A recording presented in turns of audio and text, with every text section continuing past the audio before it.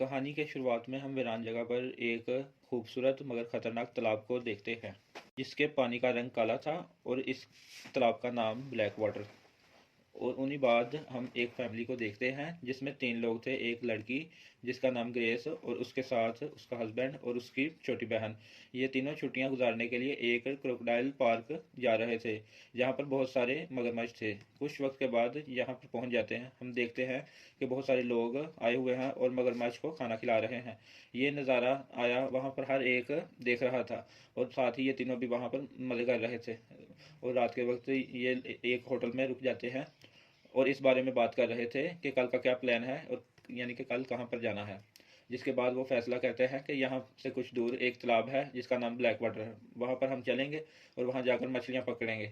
ये वही तालाब था जिसे हमने शुरू में देखा था। और अगले ही दिन ये वहाँ पर पहुँच जाते हैं और दिखाया जाता है कि ये तालाब बहुत बड़ा है और जो कि काफ़ी दूर दूर तक फैला हुआ है। आसपास काफ़ी ज़्यादा पेड़ थे और एक जंगल भी था। यहाँ पर ये एक आदमी से मिलते हैं जिसके पास एक कश्ती थी, जो यहाँ का गार्ड था, जो कि इनके सफ़र में इनकी मदद करेगा। अब कुछ ही वक्त के बाद इन मछलियाँ पकड़ने के लिए इनको साथ ले जाता है। गार्ड बताता है कि मेरा यहाँ पर बॉस भी था, जो कि किसी और फैमिली को घुमाने के लिए लेकर चला गया है, और मेरे पास एक गन भी है जो कि मुश्किल वक्त में इमरजेंसी में काम आएगी, क्योंकि यहाँ पर बहुत सारे मगरमच्छ भी है।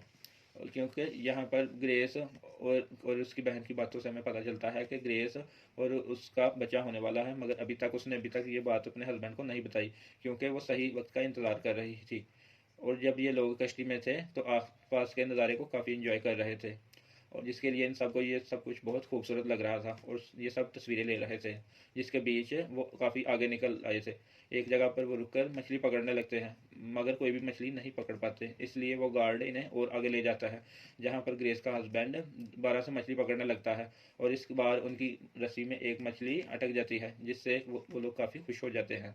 मगर तभी इनके अचानक इनकी कश्ती हिलती है और फौरन से ही पलट जाती है, जिससे सभी लोग पानी में गिर जाते हैं, क्योंकि दरअसल उनकी रस्सी में कोई मछली नहीं बल्कि एक मगरमच्छ अटक गया था, इनकी कश्ती को पलट दिया था।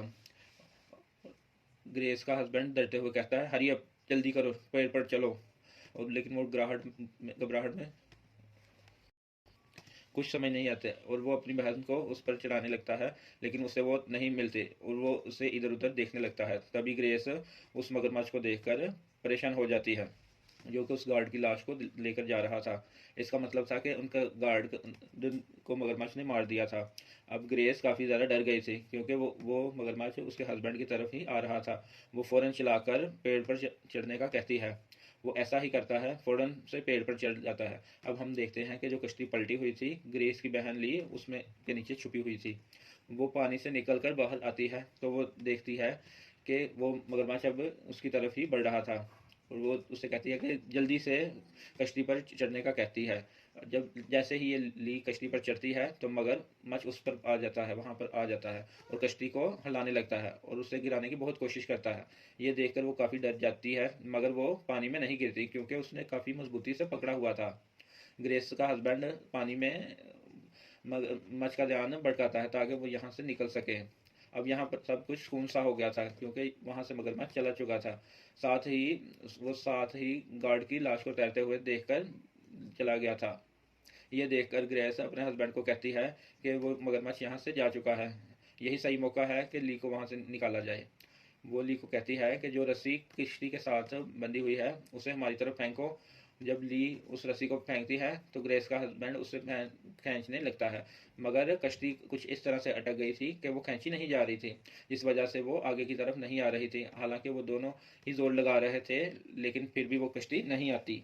तब ग्रेस ली को हिम्मत करके कहता है कि खुद ही तैर कर आने का कहता है, लेकिन ली डरी हुई थी, जिसके लिए पहले तो वो मना कर देती है, फिर हौसला करके पानी में उतरती है और तैरती हुई उनके पास पहुंच जाती है और पेड़ पर चढ़ जाती है। लेकिन मगरमच्छ के हमले की वजह से उसका पैर काफ़ी जख्मी हो गया था। अब तीनों सोचते लगते हैं कि यहाँ से किस तरह से निकला जाए, और ग्रेस कहती है कि हमें कुछ देर यहाँ पर रुकना चाहिए और इंतज़ार करना चाहिए, क्योंकि उस गार्ड को ढूंढते हुए उसका बॉस यहाँ पर ज़रूर आएगा।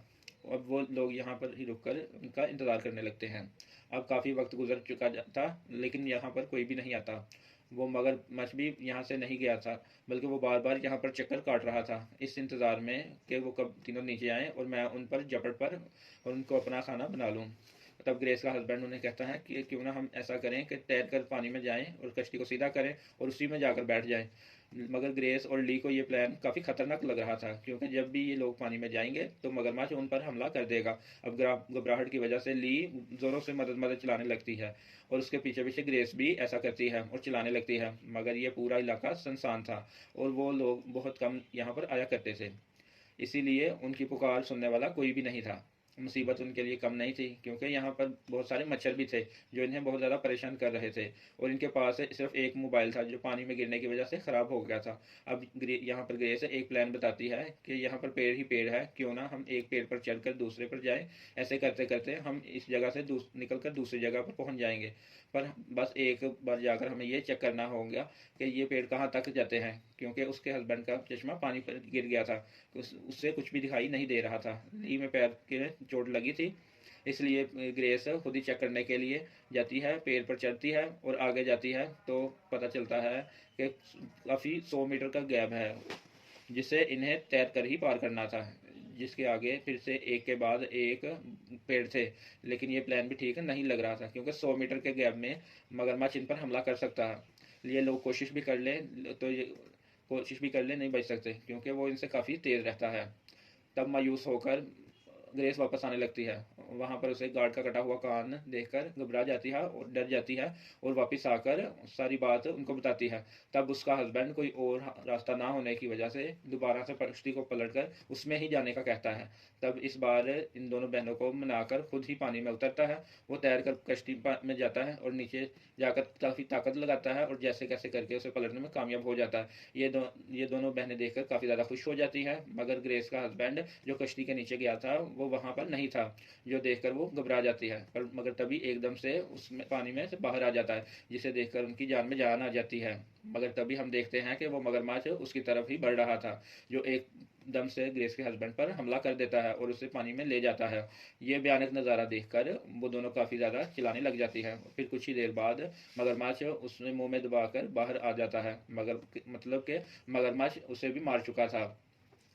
ये देखकर ग्रेस काफ़ी ज़्यादा दुखी हो जाती है और रोने लगती है, और ली भी काफ़ी हैरान रह गई थी। जिसके बाद वो मगरमच्छ वहाँ से चला गया जाता है।